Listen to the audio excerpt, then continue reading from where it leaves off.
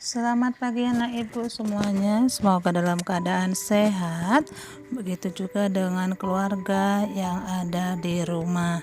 Baiklah anak ibu, pada pagi hari ini sebelum kita masuk dalam materi tentang keterlibatan dalam hidup menggereja, marilah kita buka dengan berdoa. Ambil sikap berdoa yang baik. Dalam nama Bapa, Putra, dan Roh Kudus. Amin. Allah Bapa yang Maha Baik, kami mengucap syukur atas segala kesehatan dan kehidupan yang masih Kau berikan kepada kami. Pada saat ini kami mau belajar mengenai hidup menggereja. Ajarilah kami ya Bapa melalui guru dan teman-teman serta berbagai hal yang di lingkungan kami. Semoga dengan ini kami semakin dekat dan dapat memuliakan Engkau. Demi Kristus kami berdoa. Amin. Dalam nama Bapa, Putra, Roh Kudus. Amin. Berdasarkan materi kita pada pagi hari tentang terlibat dalam hidup menggereja, bisa kita lihat dalam Kisah Para Rasul 2 ayat 42 sampai dengan 47. Mereka bertekun dalam pengajaran rasul-rasul dan dalam persekutuan, dan mereka selalu berkumpul untuk memecahkan roti dan berdoa. Maka ketakutanlah mereka semua, sedang rasul-rasul itu mengadakan banyak mujizat dan tanda, dan semua orang telah menjadi percaya tetap bersatu. Dan segala kepunyaan mereka adalah kepunyaan bersama, dan selalu ada dari mereka yang menjual harta miliknya, lalu membagi-bagikannya kepada semua orang sesuai dengan keperluan masing-masing. Dengan bertekun dan dengan sehati, mereka berkumpul tiap-tiap hari dalam bait Allah. Mereka memecahkan roti di rumah masing-masing secara bergilir dan makan bersama-sama dengan gembira dan dengan tulus hati, sambil memuji Allah, dan mereka disukai semua orang, dan tiap-tiap hari Tuhan menambah jumlah mereka dengan orang yang diselamatkan. Terlibat dalam hidup menggereja juga dapat kita baca dari Kisah Para Rasul 6 ayat 1 dan 7. Pada masa itu, ketika jumlah murid makin bertambah, timbullah sungut-sungut di antara orang-orang Yahudi yang berbahasa Yunani terhadap orang-orang Ibrani. Karena pembagian kepada janda-janda, mereka diabaikan dalam pelayanan sehari-hari. Berhubung dengan itu, ke-12 rasul itu memanggil semua murid berkumpul dan berkata, "Kami tidak merasa puas karena kami melalaikan firman Allah untuk melayani meja. Karena itu, saudara-saudara, pilihlah 7 orang dari antaramu yang terkenal baik dan yang penuh roh dan hikmat, supaya kami mengangkat mereka untuk tugas itu, dan supaya kami sendiri dapat memusatkan pikiran dalam doa dan pelayanan firman." Usul itu diterima baik oleh seluruh jemaat.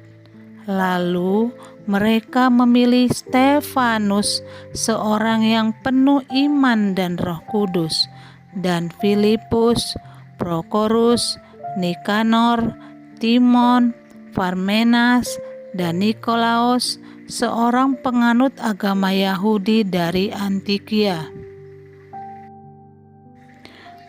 Mereka itu dihadapkan kepada rasul-rasul, lalu rasul-rasul itu pun berdoa dan meletakkan tangan di atas mereka. Firman Allah makin tersebar dan jumlah murid di Yerusalem makin bertambah banyak. Juga sejumlah besar imam menyerahkan diri dan percaya.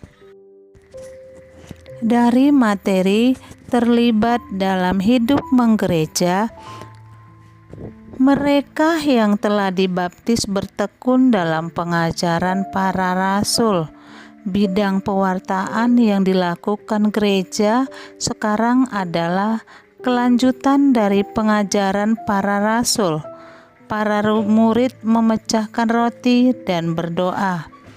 Perayaan Ekaristi dan doa-doa gereja lain adalah kelanjutan dari para murid memecahkan roti dan berdoa. Pengajaran firman dan doa membangun persaudaraan yang erat bagai sebuah keluarga. Mereka sehati sejiwa. Inilah yang disebut dengan persekutuan. Persaudaraan dalam Tuhan itu menggerakkan mereka untuk berbagi. Milik mereka menjadi milik bersama, dan dengan itu tidak ada yang berkekurangan di antara mereka. Ketika ternyata para janda dan orang-orang miskin tidak terlayani, para rasul mengangkat pelayan-pelayan bagi mereka agar para rasul dapat tetap melayani firman dan memecahkan roti. Lalu suasana penuh persaudaraan dan kedamaian yang berpusat pada pemecahan roti dan firman, sehingga tidak ada yang berkekurangan, adalah situasi yang dikehendaki oleh Allah. Situasi di mana kehendak dan perintah Allah terlaksana. Situasi yang diharapkan dan senantiasa dikerjakan oleh Yesus. Lalu dalam doa Bapa kami, Yesus berdoa dan mengajak para murid mendoakan, "Jadilah kehendak-Mu."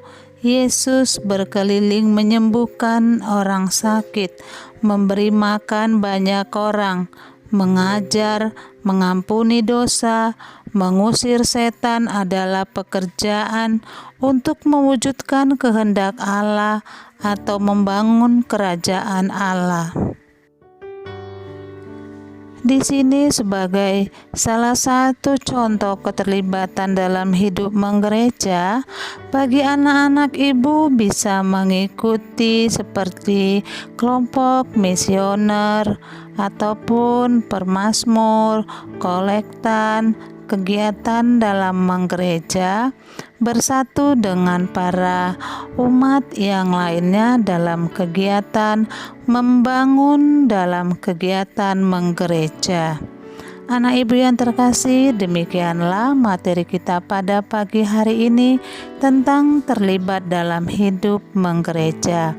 Semoga anak ibu semuanya dapat memahami dan menjadi teladan dalam gereja dan dalam keluarga. Baiklah anak ibu, marilah kita akhiri materi pagi hari ini dengan membuat tanda kemenangan. Dalam nama Bapa, Putra, dan Roh Kudus. Amin. Semoga Tuhan selalu memberkati kita. Amin. Dalam nama Bapa, Putra, dan Roh Kudus. Amin.